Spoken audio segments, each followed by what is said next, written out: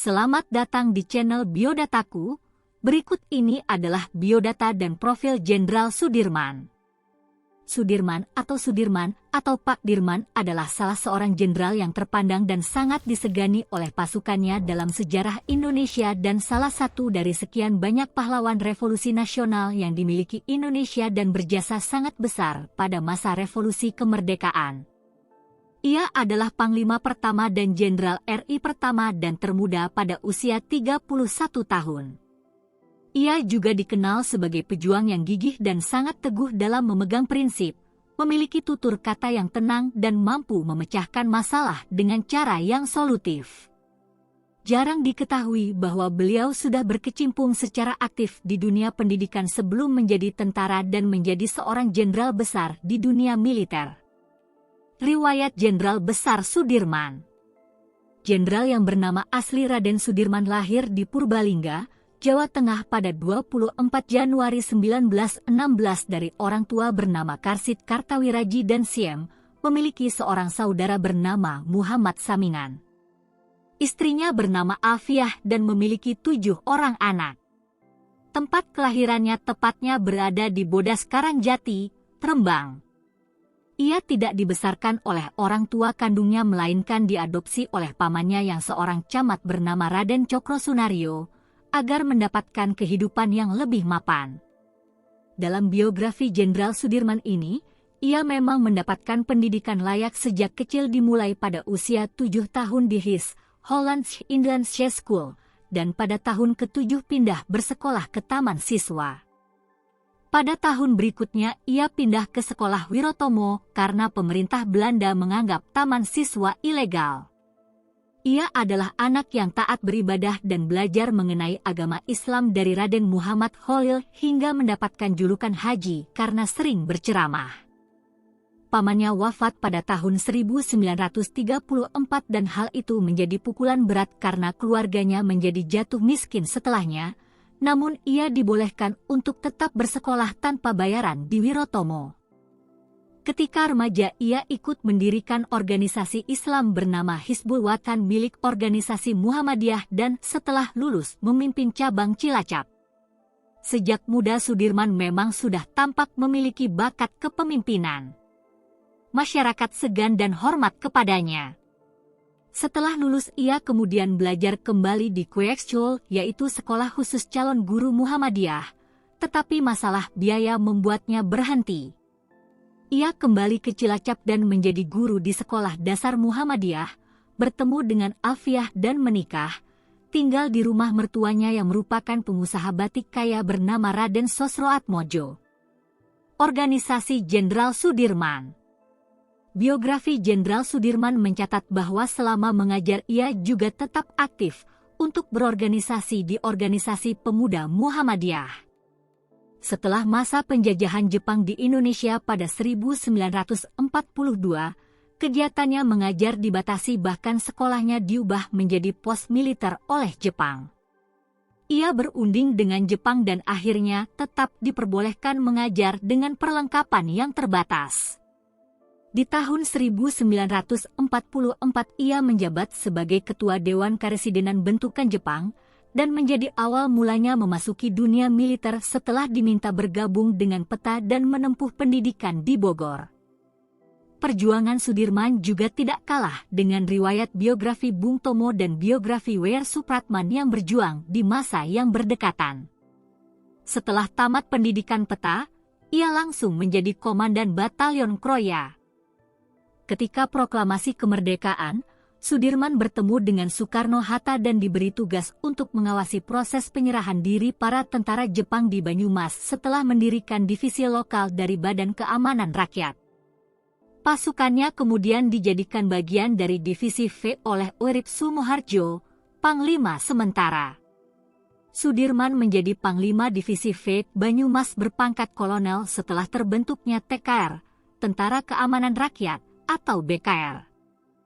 Kemudian melalui konferensi TKR pada tanggal 2 November 1945, Sudirman terpilih menjadi Panglima Besar TKR, Panglima Angkatan Perang Republik Indonesia.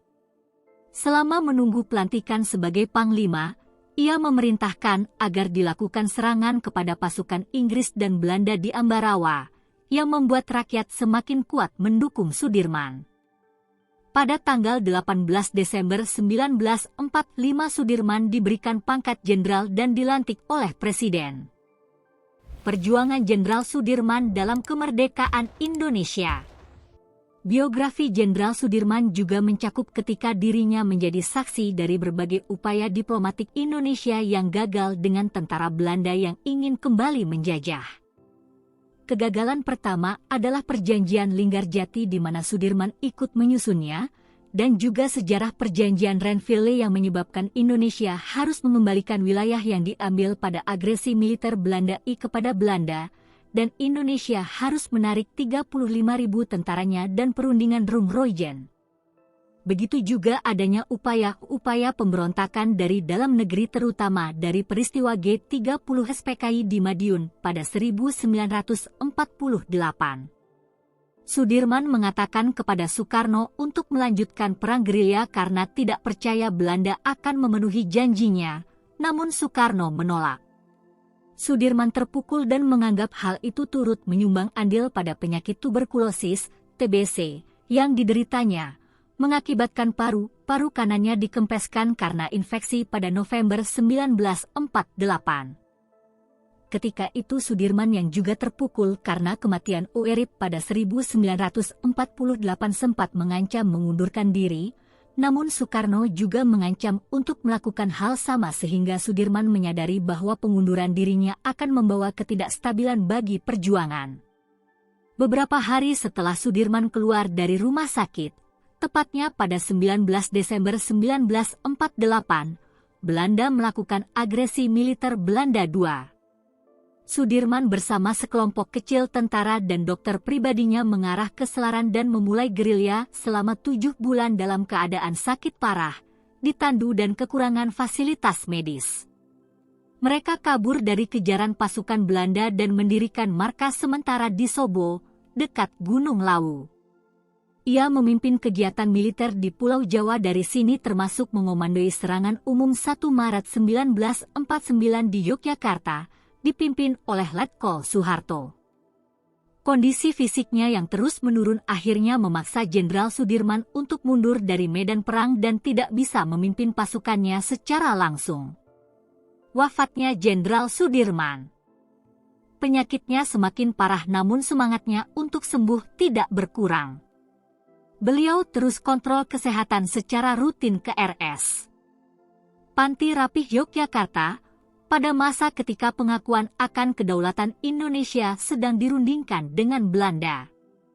Pada 27 Desember 1949, Belanda akhirnya mengakui kedaulatan Indonesia melalui Republik Indonesia Serikat, RIS. Pada waktu itu Sudirman sedang dirawat di Sanatorium Pakem dan pindah ke Magelang pada Desember 1949.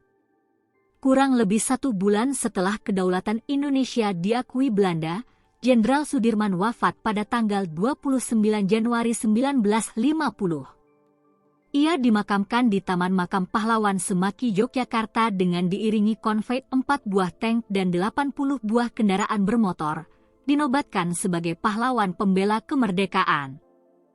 Ketahui juga cerita para pahlawan lainnya dalam biografi Pangeran Diponegoro, biografi Ki Hajar Dewantara, dan biografi Ahmad Yani.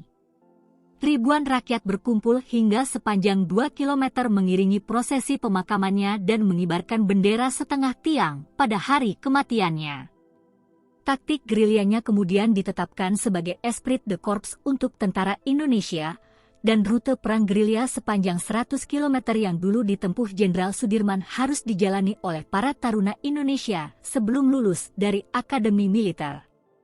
Wajahnya juga kerap ditampilkan pada uang kertas rupiah yaitu pada tahun 1968, dan namanya kerap diabadikan sebagai nama jalan, universitas, museum, juga monumen.